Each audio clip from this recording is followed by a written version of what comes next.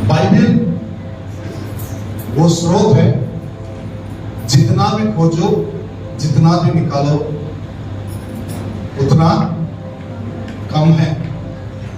क्योंकि लोग हजारों बार पढ़ने के बावजूद भी हर बार एक नई बात लोगों को मिलता है।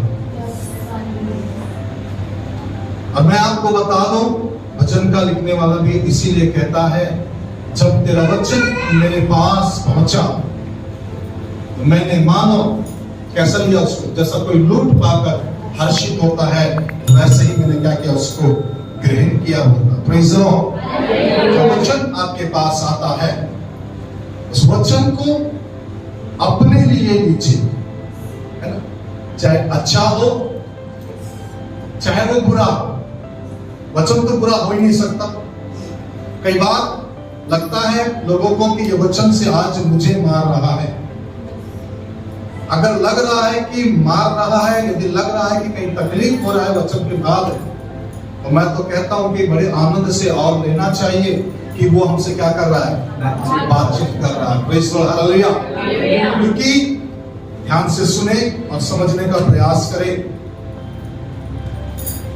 पिता उसी पुत्र को डांटता है जिससे वो क्या करता है, प्रेम करता है।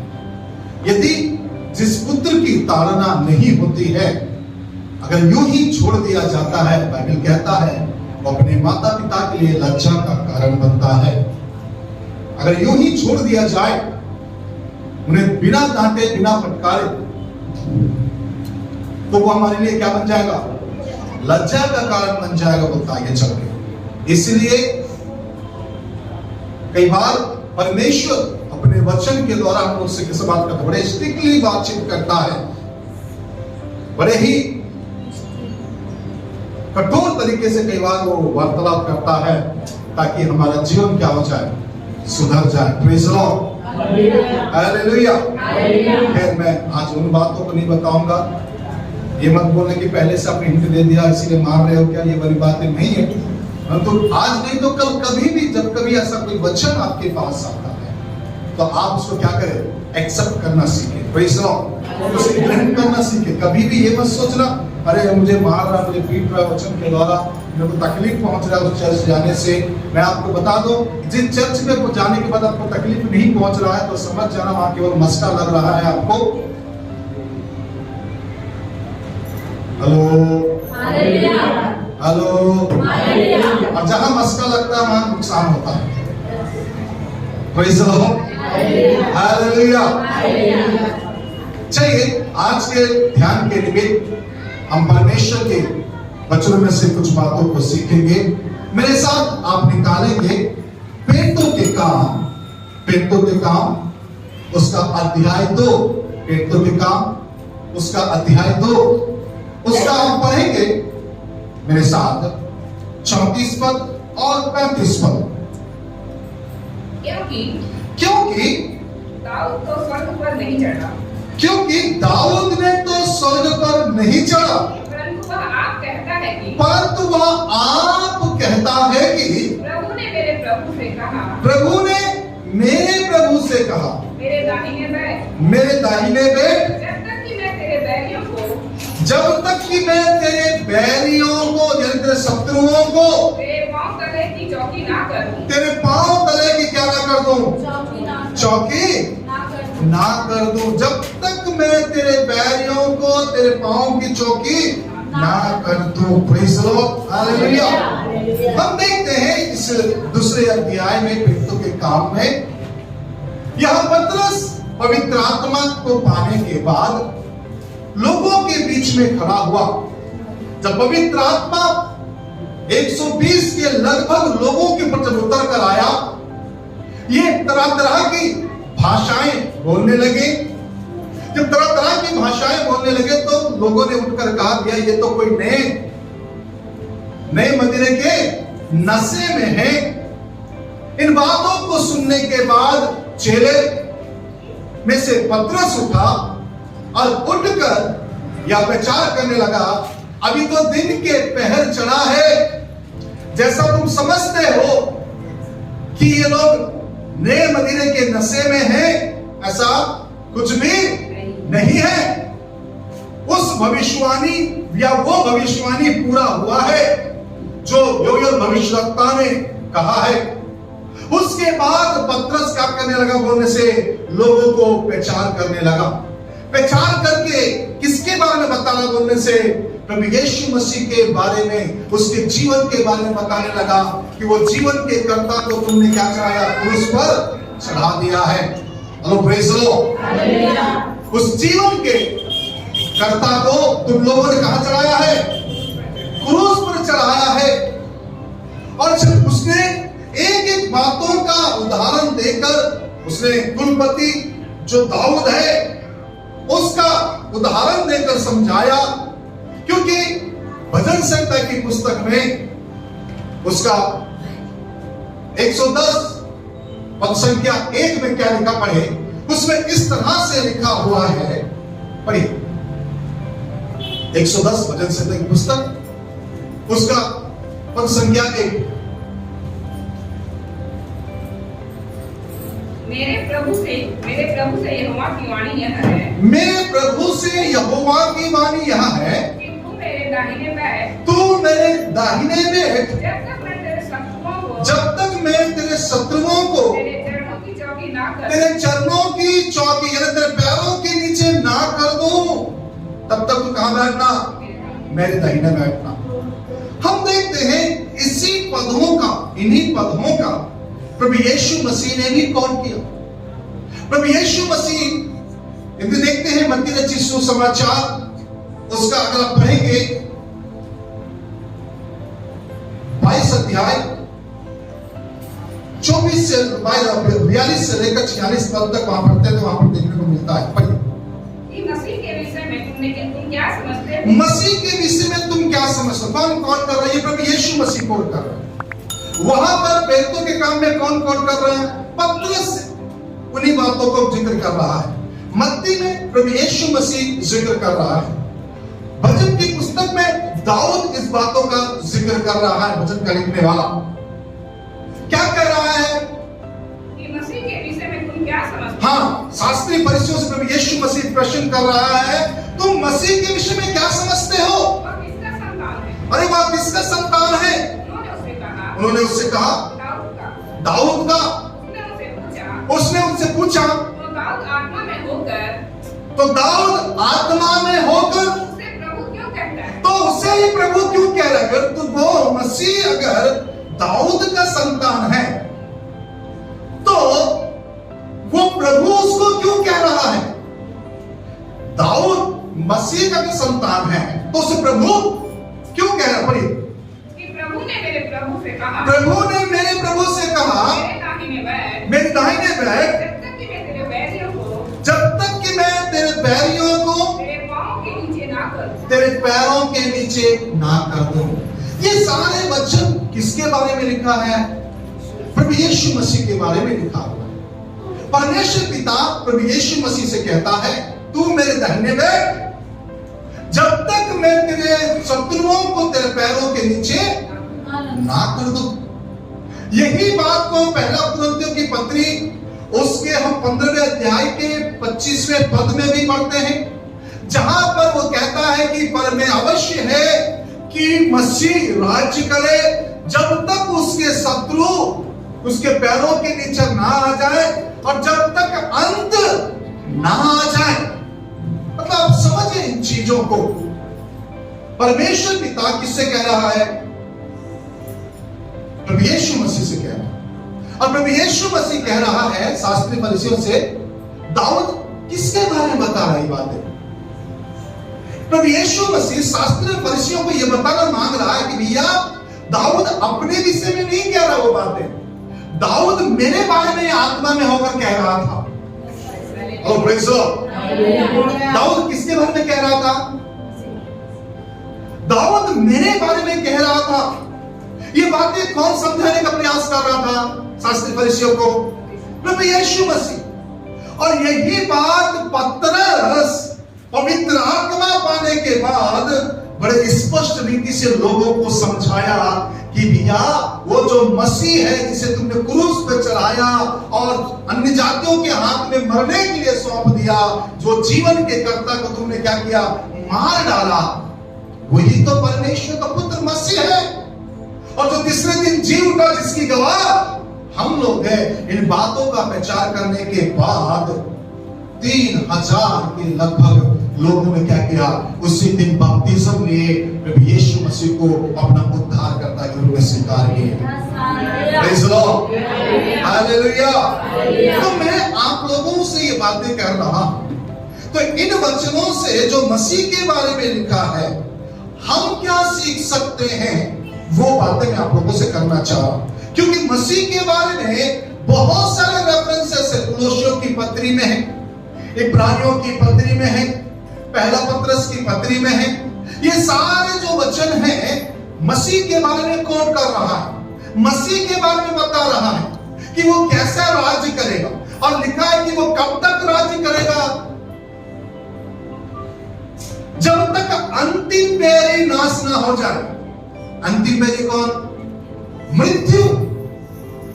24 पद में लिखा है, 24-26 पढ़िए, 24 से पढ़ो।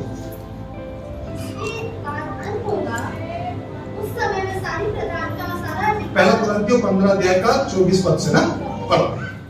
उस समय में सारी प्रधानता और सारा अधिकार और सामर्थ का अंत करके राज्य को परमेश्वर पिता के हाथ में सौंप देगा। प्रधानताओं का, अधिकारियों का, सारी सामर्थ का वो क्या करके अंत करके राज्य को पिता के हाथ में सौंप देगा। जब तक अपने बैरियों को अपने पांव तले ना कर दे, तब तक मसीह का राज्य करना अवश्य है। आगे सबसे अंतिम बैरी जो है, वो जो खत्म किया जाएगा, नाश कर दिया जाएगा, वो मृत्यु है। अंतिम बैरी कौन है? मृत्यु है। यानी मनुष्य का जो अंतिम बैरी कौन है? मृत्यु है।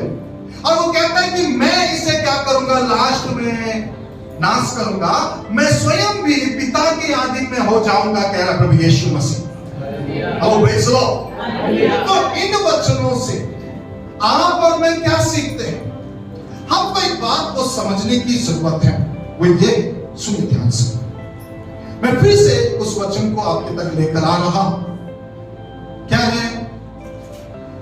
ध्यान से सुनना।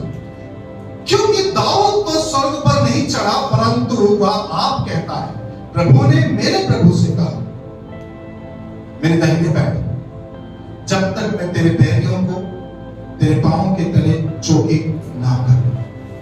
मतलब अब समझो इस चीज को। आपके शत्रु मृत्यु है, आपके शत्रु बीमारी है, आपके शत्रु फाइनेंशियल है, आपके शत्रु आसपास के जो भी मसीह के विरुद्ध उठ रहे वो है। आपके शत्रु कौन है?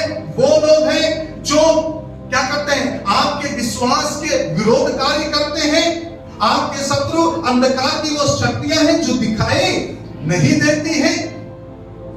सुनिए, मैं आपसे कह रहा हूं, आपका शत्रु कोई भी चीज हो सकती है।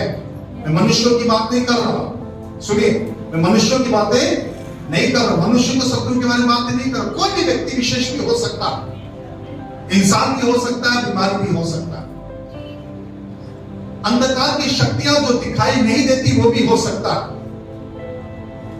तो इस शत्रु को अगर चाहते हैं आप, ये शत्रु हैं, अगर आपके पैरों के तले आए तो आपको पिता के चरणों के पास बैठने की आवश्यकता है। अपने पुत्र से क्या करा हो?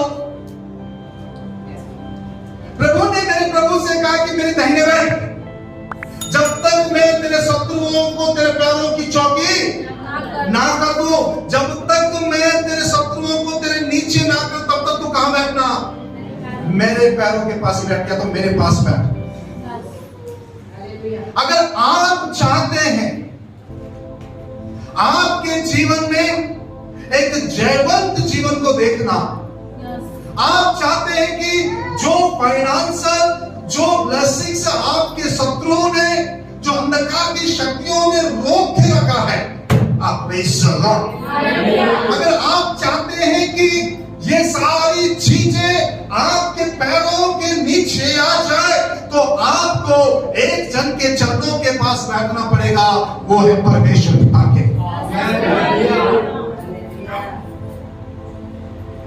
सुनिए मैं क्या कह रहा हूं। उसके अपने पुत्र को बोला बैठ मेरे पास।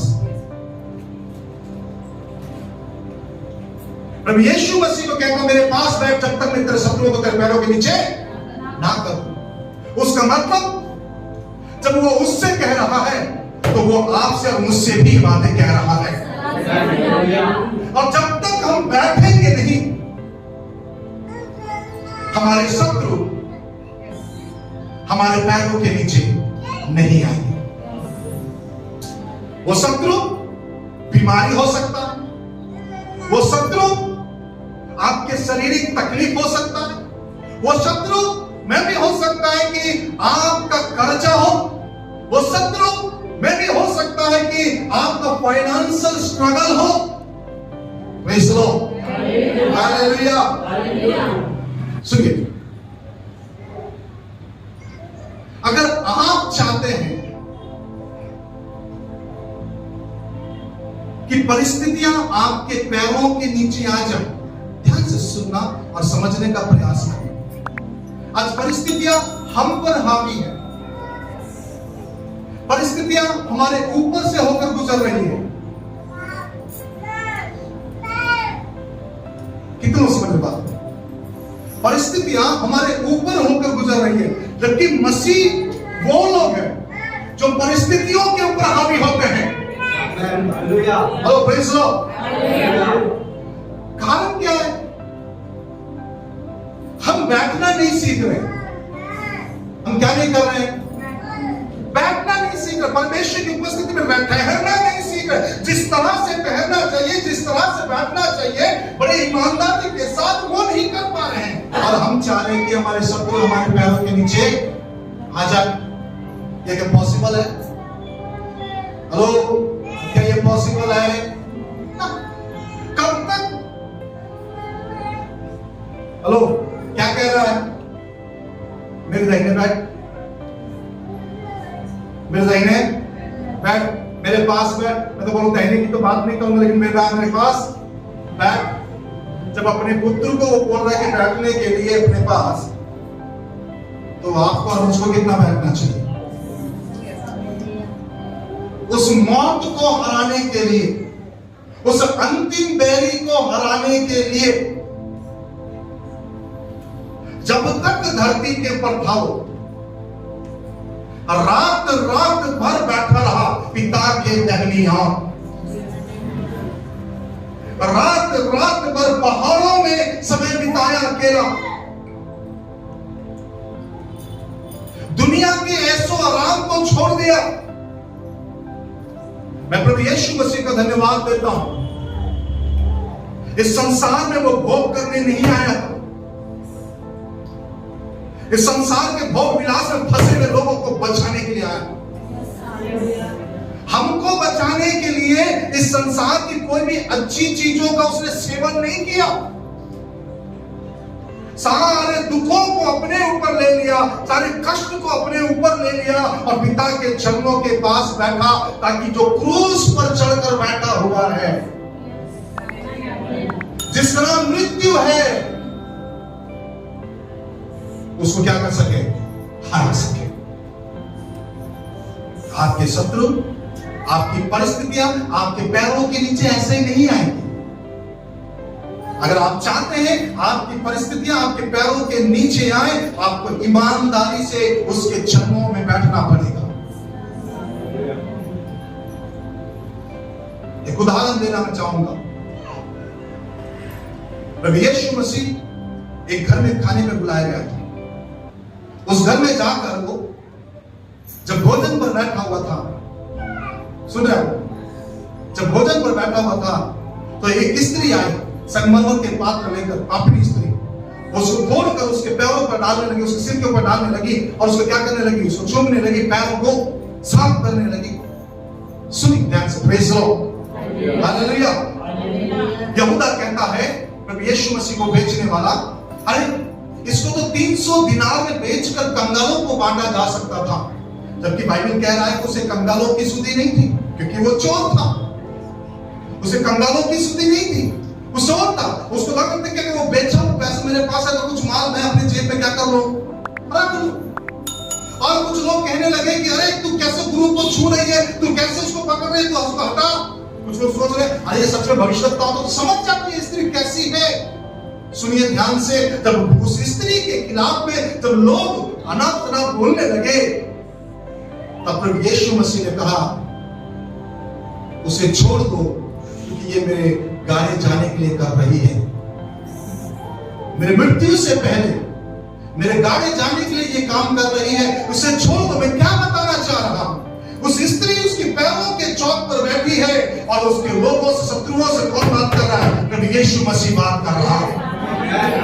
उसे सताते क्यों हो, उसको क्यों परेशान कर रहे हो? कौन मुंह खोला? प्रभु यीशु मसीह मुंह खोला। तुम क्यों उसको परेशान कर रहे हो?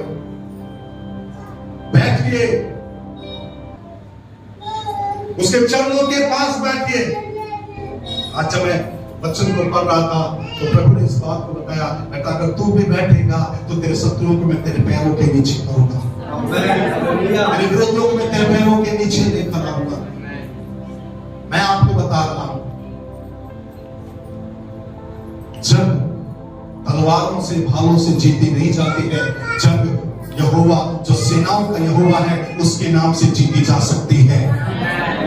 Hello praise the Lord, hallelujah. Dawood कहता है तू तो भाला और तलवार लेकर आता है, मैं तो सेनाओं के यहोवा के नाम से तेरे पास आता हूं। हे फिलिस्तीन खतरनाक व्यक्ति, तू क्या है? और मैं आपसे कहना चाहता हूं, आप उसके चौकी के पास, उसके स्थान में बैठिए तो सही। वचन 91 में क्या कह रहा है? वचन 91 में क्या कह रहा है? 91 में पहला पद क्या कह रहा है? अरे बोलिए ना, क्या कह रहा है? जो परम प्रधान की छाया में स्थान में बैठा रहे वह सर्वशक्तिमान की छाया में ठिकाना पाएगा।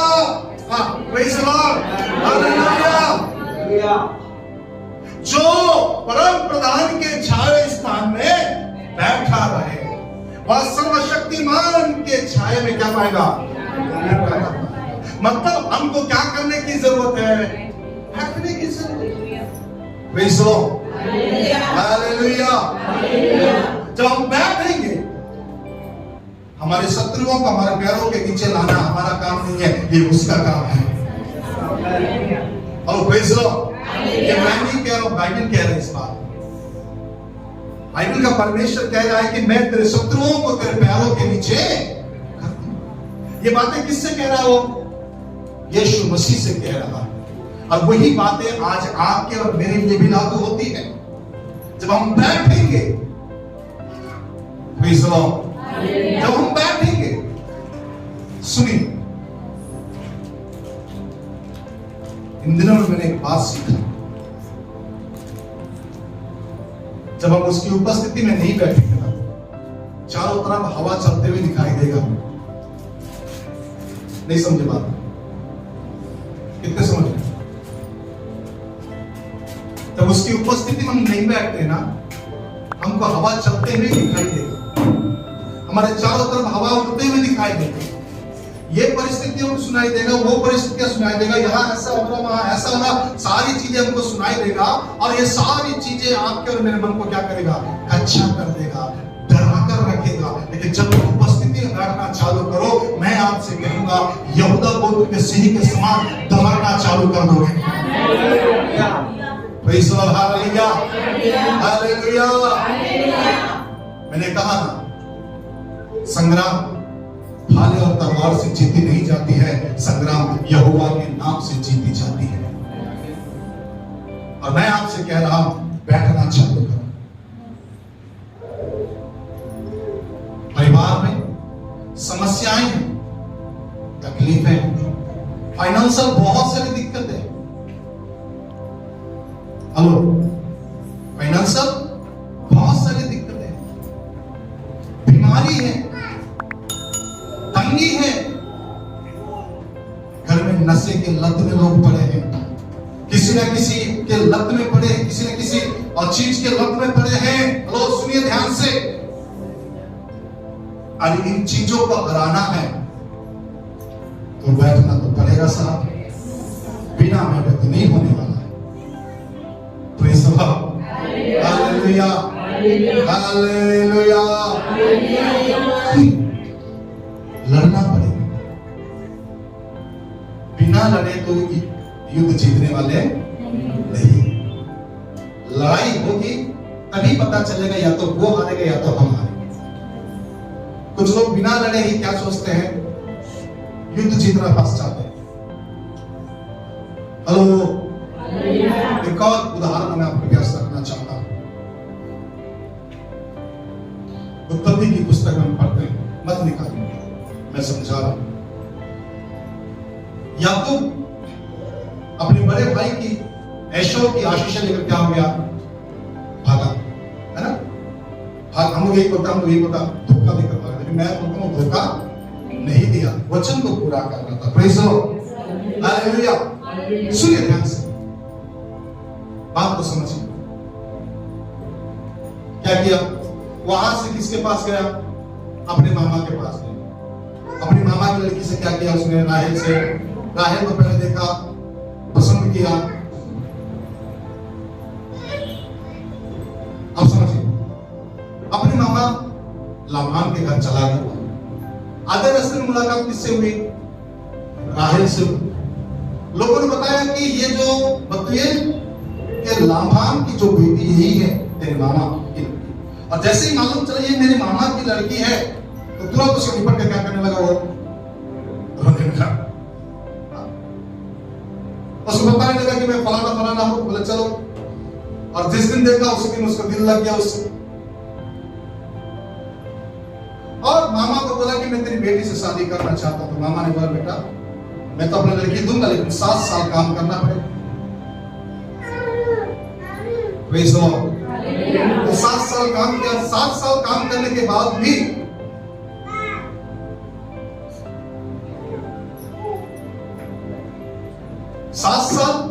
काम करने के बावजूद भी जब शादी की बारी आई, उसके बाद अपनी बड़ी बेटी किससे शादी कर, लिया से शादी करवा दिया, धोखे से, घूंघट डलवा दिया। घूंघट डलवा लिया, पता मालूम मिले जब शादी होने के बाद रात को देख रहा कि ये तो बुरी आंख वाली है। तो बोले मामा तूने मेरे साथ धोखा दिया, मैं तो तेरी छोटी बेटी से प्यार करता हूं, मैं उससे शादी करना, तूने मेरे साथ धोखा किया। चाहता मैं उसको भी दे दूंगा 7 साल और काम कर, और 7 साल क्या 14 साल राहेल के लिए काम किया। 6 साल उसके बीच में रहा, बच्चे संतान उत्पन्न करके। कोई आशीषें नहीं लाई, सुनी, कोई आशीषें नहीं। उसका नाम याकूब ही रहा, इस्राएल में नहीं बदला। इतना मेहनत करने के बावजूद भी मामा धोखे से क्या कर रहा था, सब कुछ उसका छीन रहा था। उसका मेहनत आना भी मामा दे नहीं रहा था उसको। समय आया, बोले अब तो मेरे घर को मुझको क्या करना पड़ेगा, लौट कर जाना पड़ेगा।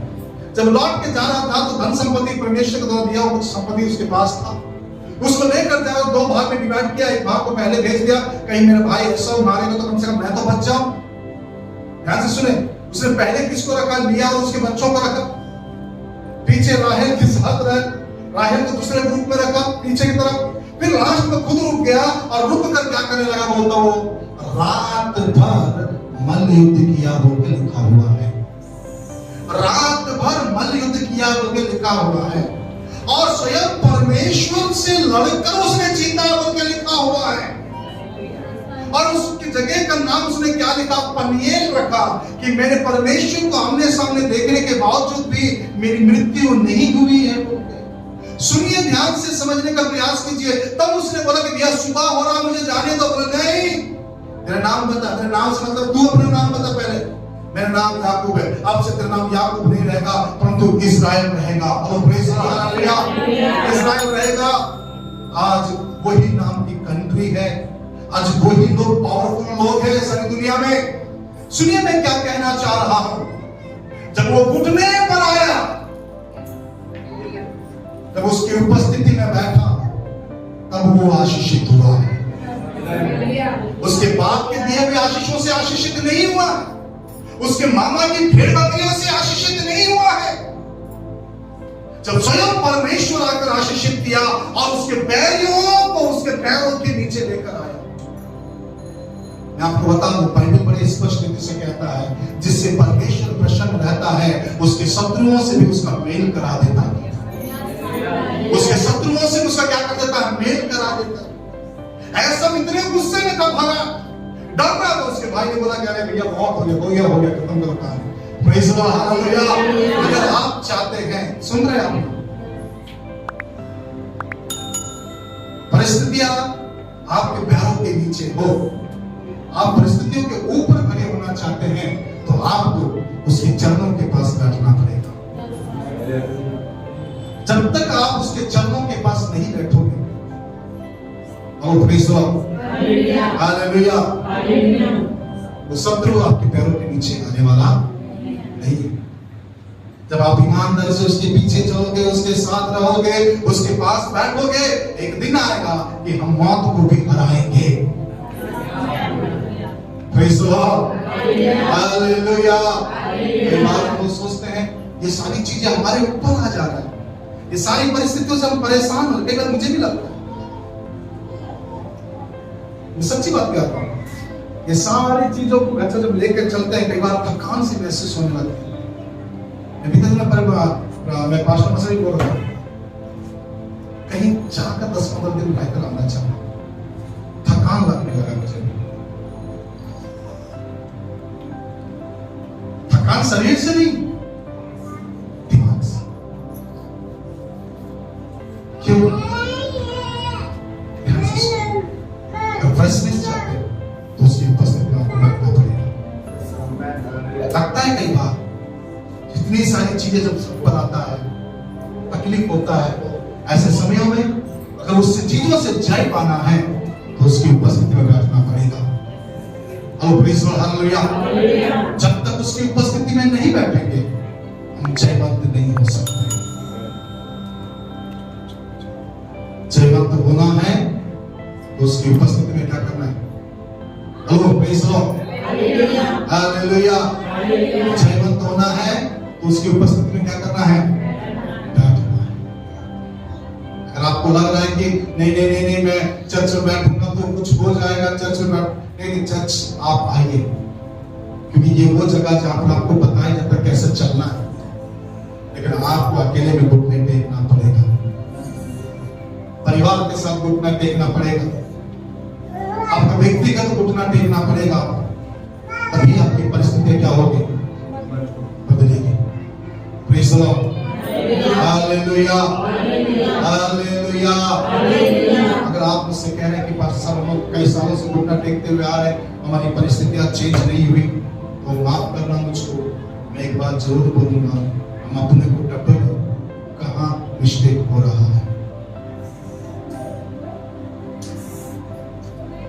अपने को टटोले कि कहां मिस्टेक हो रहा है। क्योंकि जहां तक मैं देखा 24 सालों में, जो उसकी उपस्थिति में बैठा है वो धन्य हुआ है, वो आशीषित हुआ, वो बड़ा है, वो घटा नहीं। Praise the Lord, hallelujah. शत्रु चारों तरफ से आएंगे, नहीं आगे करके नहीं देगा। बाइबल कहता है शत्रु यदि एक मार्ग से चढ़ाई करता है तो 7 मार्ग से भागेगा नहीं, बोल के लिखा हुआ है। अगर आप चाहते हैं कि आपके बैरी कोई भी चीज हो सकता है, मैंने कहा बैरी मतलब शत्रु कोई भी हो सकता, कोई भी चीज हो सकता है। अगर आप चाहते हैं कि वो पैरों के नीचे आए, जो फंडा यीशु मसीह ने अपनाया, वही फंडा आप पर मुझको अपनाना पड़ेगा। इसीलिए तो कहता है कि मैं निशाने, पौलुस कहता है मैं निशाने की ओर दौड़ना चला जाता हूं ताकि वह इनाम पाऊं जो मेरे आगे रखा हुआ, मैं उसको देखकर चलता हूं। बोलता हमको भी किसको दिया? जो यीशु मसीह ने किया है वही काम आप पर मुझको करना पड़ेगा, तभी जाके हमारे शत्रु हमारे पैरों के नीचे होंगे। Praise the Lord, hallelujah. आइए प्रभु का धन्यवाद करें। आई होप, मैं विश्वास करता हूं आप समझ गए होंगे कि शत्रु को कैसे पैरों के नीचे ला सकते हैं। आप घुटने टेकेंगे तो वो आपके नीचे आएगा। Praise the Lord, hallelujah. दोनों हाथ लगा के धन्यवाद। Thank you Lord Jesus, hallelujah. शत्रुओं की सेना को हराता तू, जय का झंडा है हमारा तू। शत्रुओं की सेना को हराता तू, जय का झंडा है हमारा तू। धन्य धन्य धन्य तेरा नाम, धन्य धन्य धन्य तेरा नाम। महान सामर्थ्य दयालु पिता परमेश्वर प्रभु जी, हम आपकी स्तुति महिमा तारीफ करते हुए आपके चरणों के पास दुआ करते हैं स्वामी, हमें इतनी ताकत और बल प्रदान कर हम तेरे पैरों के पास बैठ सके। इतना पेशेंस हमें तो प्रदान कर, ताकि प्रभु हमने तेरे पुत्र यीशु के समान अपनी परिस्थितियों को जो शत्रु के समान सिर उठाकर रखा है अपने पैरों के नीचे देख सके। अनुग्रह कर ताकि हमारा लेवल प्रभु जी तुझमें बढ़ जाए। ऐसे में तुझसे निवेदन करते हैं, आइए तमाम लोगों को आशीषित कर, जो ऑनलाइन देखेंगे उन्हें भी तो ब्लेस कर। प्रार्थना अपने सुना धन्यवाद देते हैं, बस यीशु के नाम से मांग लेते हैं, आमीन। आमीन। तुम्हारे सबों को आशीष दे। प्रार्थना करते रहे अपने घरों में।